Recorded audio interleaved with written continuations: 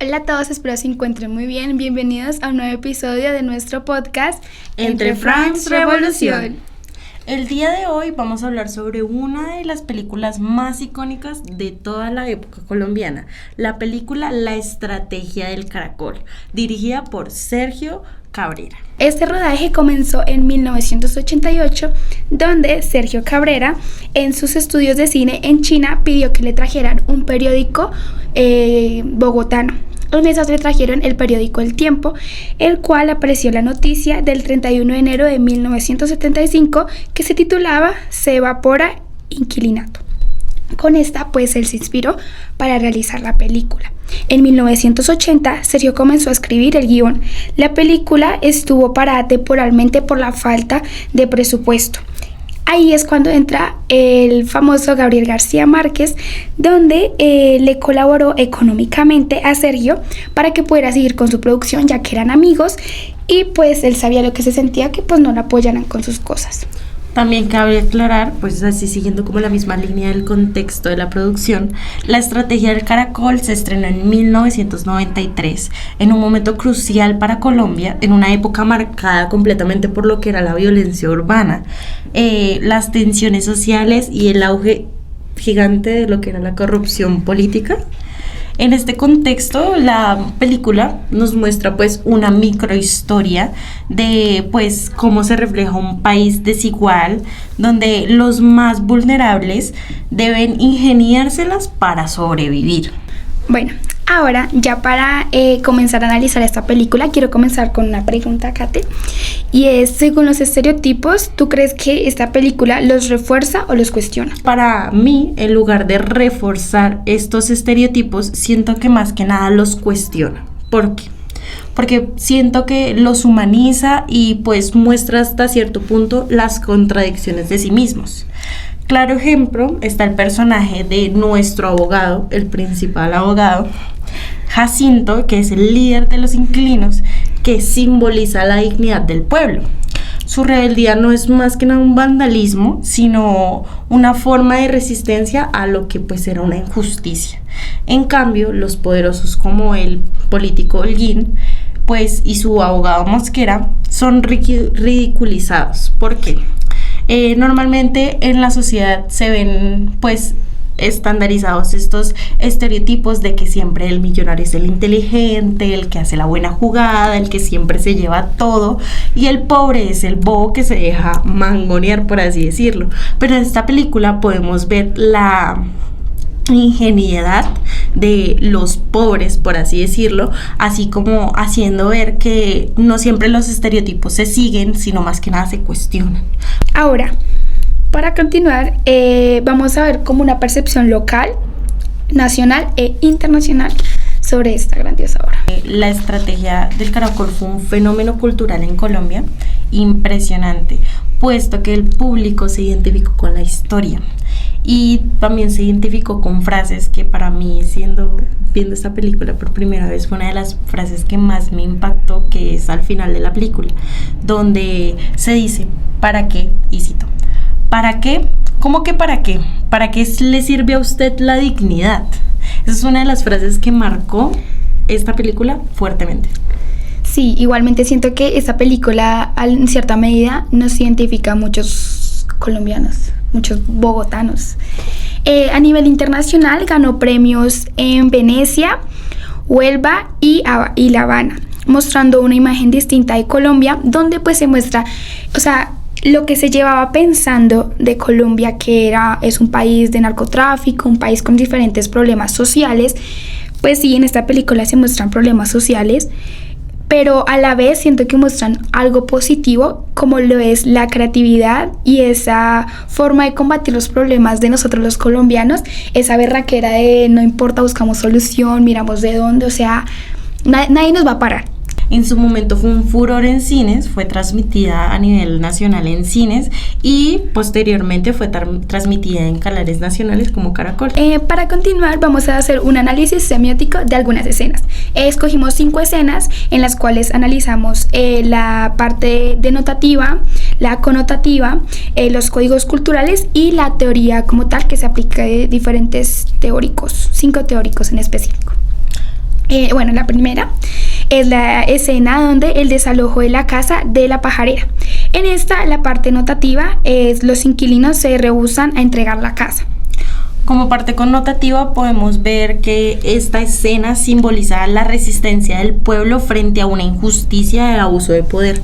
Esta es la escena con la que abrimos la película completamente, en una escena en la que hay un, por así decirlo, un enfrentamiento a punta de bala entre los policías y los habitantes de la casa de la pajarera, que es la casa que está ubicada al lado de la casa Uribe. Entonces esta es como simboliza la resistencia de ellos de querer quedarse en su casa.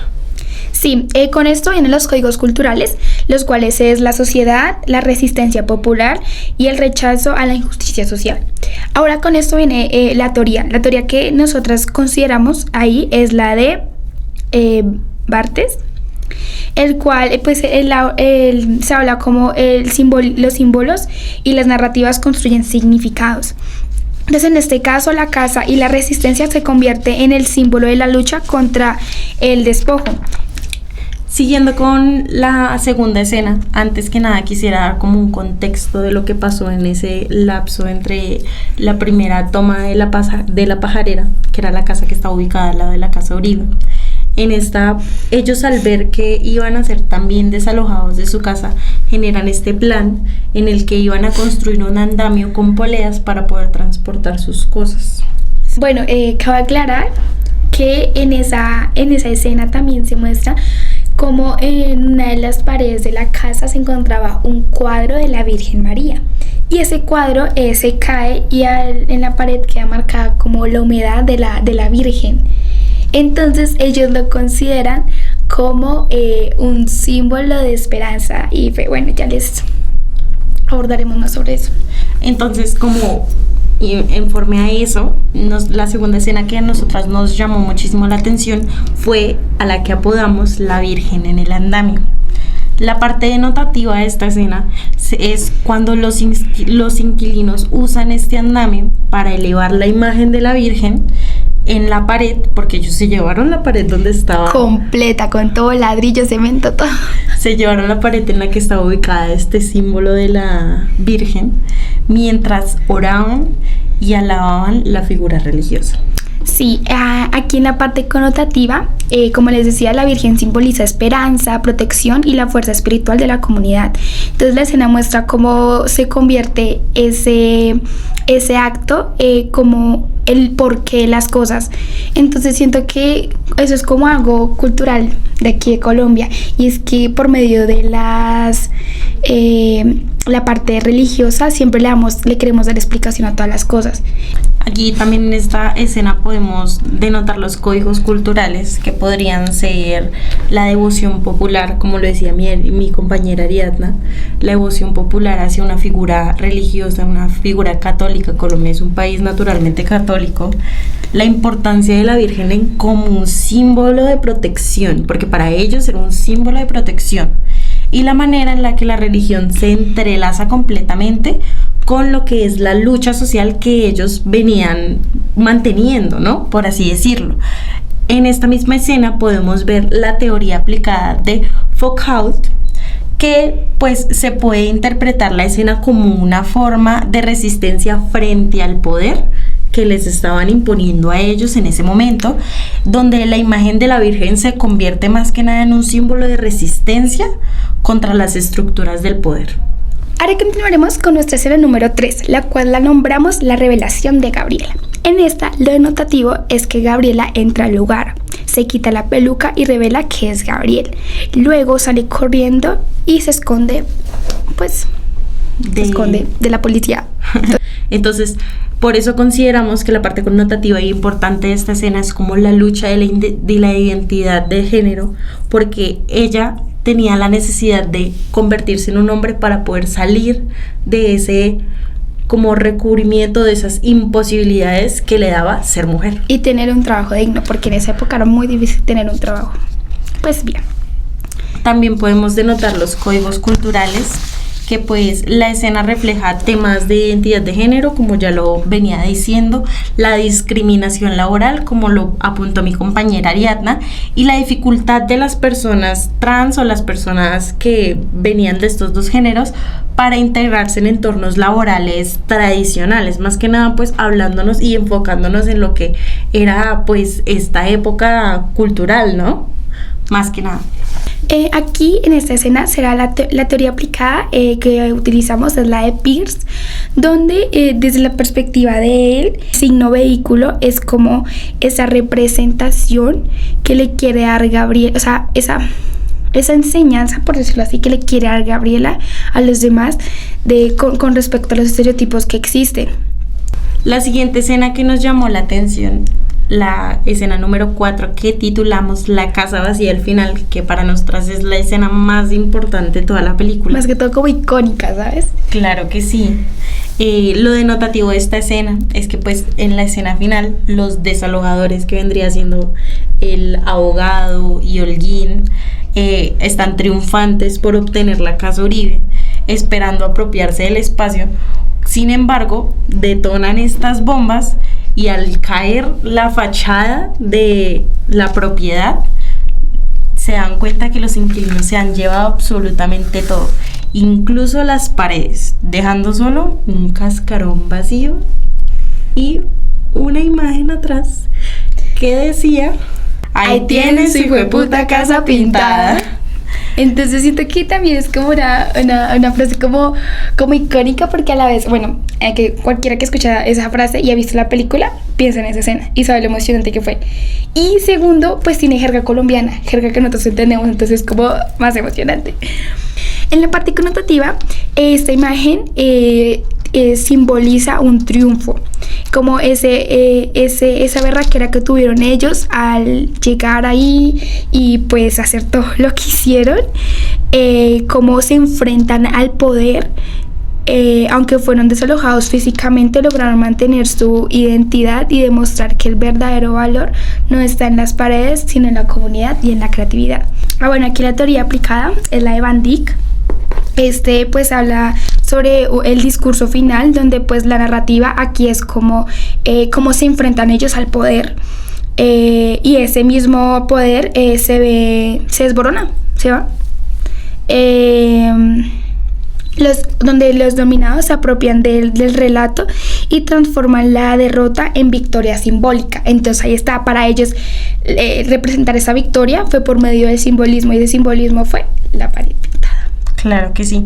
Ya como para nuestra última escena, nuestro último análisis de escena, que fue pues literalmente el cierre de la película, que es el cierre de la entrevista televisiva. Denotativamente, esta es la escena, la última escena, donde don Gustavo, uno de los inquilinos, aparece frente a las cámaras de la televisión, explicando pues el llamado milagro del caracol, todo lo que fue pues esta vuelta, y cómo lograron desmontar la casa pieza por pieza sin que nadie se diera cuenta. Y aquí entra lo que pues yo antes les había hablado, de que en este momento es donde el periodista le pregunta a don Gustavo: ¿para qué hicieron eso? Ahí es donde yo siento que también fue como una pregunta muy tonta. O sea, siento que don Gustavo, alias el paisa, él lo tomó como, o sea, ¿en serio me está preguntando eso? Ya siguiendo la parte connotativa, la escena reafirma el poder del pueblo, ¿no? La astucia y la creatividad como una herramienta de resistencia, porque esa fue la herramienta que usaron ellos para salir de esa, la creatividad dura y pura. Ahora, el código cultural de esta escena es cómo se reflejan los valores profundamente colombianos, como lo decía Kate: el humor ante la adversidad, la picardía popular, la solidaridad, la búsqueda de justicia desde lo cotidiano, la televisión, el símbolo del poder mediático. Termina siendo como un espacio donde toma la voz del pueblo y se resalta el contraste entre los discursos oficiales y las realidades sociales. Entonces, más que todo, aquí llegamos a lo final, que es como la dignidad, lo único que nos queda. En esta escena, la teoría aplicada, nosotras nos vamos más por la de Van Dyck, que es desde un análisis del discurso, o sea, un análisis de lo que dice don Gustavo, que es una escena que representa completamente un acto de resistencia simbólica. Sí, aquí cabe aclarar que la parte semiótica es igual a signos, y los signos son unidades significativas, que puede ser la forma como una palabra, una imagen, un sonido. Entonces, en este caso siento que en todo, alrededor de todo lo que hemos hablado, han habido diferentes cosas. Entonces está la parte de la imagen, también sonidos, porque también con las palabras que dicen, las palabras, gestos, ya les dije, las imágenes, objetos, también pues como fue lo de la Virgen. Entonces siento que la película como tal tiene muchos símbolos que si lo ve de pronto una persona que es de otro país, hay ciertas cosas que no entendería, ¿sabes? Claro. Porque a veces son muchos símbolos culturales.